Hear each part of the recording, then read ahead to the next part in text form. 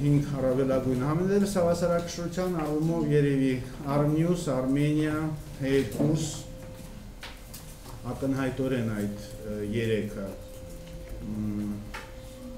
հանրային ռադիոն, կհիշացնեք, որ հինգերորդը մի քիչ դժվար կլինի։ Եթե դուք ինձ հարցնեք նաև ոչ միայն նախընտրական կառուցության շրջանում, այլ նաև այս կարևոր գիշերը, որ մենք քնել ենք կամ չենք քնել,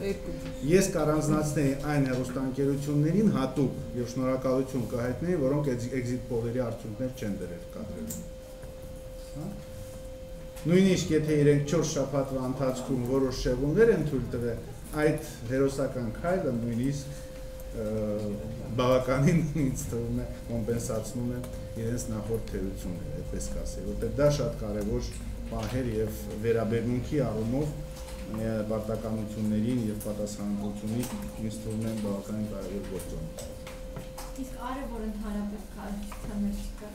Դե գիտեք, ինձ դժվար է արի մասին խոսել, որտեղ ինչքան էլ հետաքրվենք բոլոր հեռուստաընկերություններով, եթե մշտադիտարկման առարկա չէ,